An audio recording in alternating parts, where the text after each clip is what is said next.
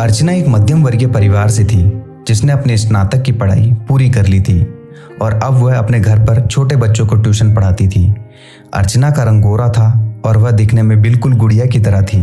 अर्चना के माता पिता उसकी शादी के लिए एक अच्छे लड़के की तलाश कर रहे थे। तभी अर्चना के मामा ने एक लड़के के बारे में बताया। वह कहते हैं लड़के का नाम विवेक है, वह किसी कंपनी में मैनेजर के पद पर है और महीने के 70,000 रुपये कमाता है। अर्चना के माता पिता ने लड़के की फ़ोटो देखी तो उन्हें लड़का पसंद आ गया। जब अर्चना की मां ने अर्चना को लड़के की तस्वीर दिखाई तो अर्चना ने कहा, जब आप दोनों को लड़का पसंद है तो मुझे भी पसंद है। अब लड़का और लड़की वालों ने मिलकर शादी की तारीख तय कर दी। अर्चना के माता पिता बहुत खुश थे कि उनकी बेटी की शादी एक अच्छे घर में हो रही है। पूरे धूमधाम से अर्चना की शादी हो गई। अर्चना अपने बचपन के घर को छोड़कर एक नए घर में चली गई।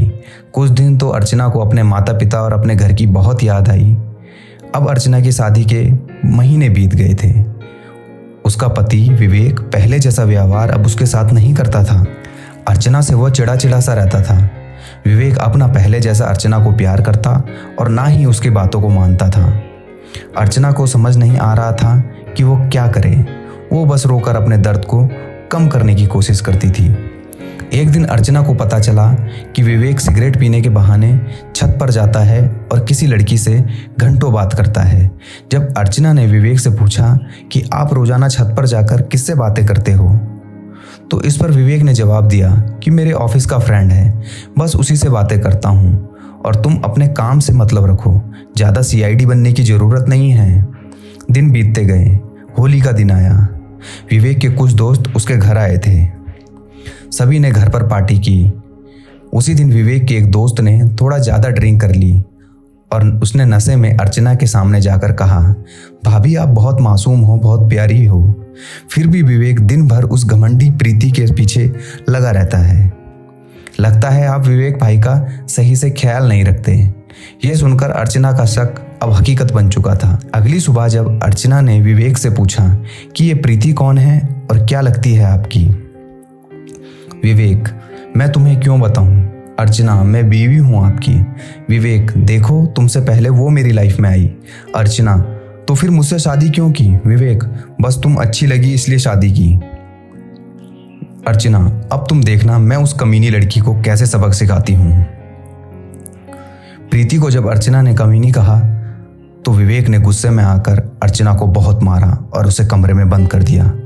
अर्चना की सास को सब पता था, फिर भी वह अपने बेटे के सामने एक शब्द भी ना बोलती। शाम को जब विवेक आया तो उसने रूम का दरवाजा खोला।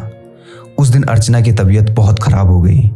फिर भी उसने अपनी खराब हालत में ही और बीमार हालत में ही सबके लिए खाना बनाया।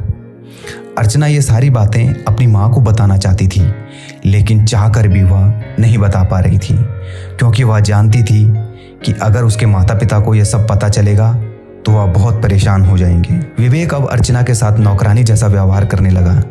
छोटी छोटी बातों पे उसे मारता और अर्चना धीरे धीरे डिप्रेशन का शिकार होने लगी। उसके दिमाग में गलत गलत ख्याल आने लगे। अब ना वो समय पे खाना खाती और ना ही किसी से बातें करती थी। आखिरकार एक दिन अर्चना ने रूम में फांसी लगाकर आत्महत्या कर ली। अर्चना ने आत्महत्या का कारण किसी को नहीं बताया, लेकिन उसकी सास सब कुछ जानती थी। दूसरी तरफ अर्चना के माता पिता का रो रो कर बुरा हाल था। अर्चना की मां ने पुलिस को आत्महत्या का कारण विवेक और उसके घर वालों को बताया। पुलिस विवेक और उसके माता पिता को लेकर चली गई, लेकिन पैसों के दम पर कुछ ही दिनों में विवेक और उसके माता पिता जेल से छूट गए। दोस्तों, जरूरी नहीं कि बाहर से दिखने वाला हर इंसान अच्छा होता है। उसके अंदर कहीं ना कहीं बुराई भी छुपी होती है और वही बुराई किसी की जिंदगी को बर्बाद कर देती है। कुछ ऐसा ही अर्चना के साथ हुआ। तो दोस्तों, यह कहानी थी अर्चना की। ये दर्द भरी कहानी आपको जरूर पसंद आई होगी। अगर पसंद आई तो वीडियो को लाइक कीजिए और चैनल को सब्सक्राइब कीजिए। मिलते हैं मेरी अगली कहानी में। तब तक स्वस्थ रहें, सुरक्षित रहें।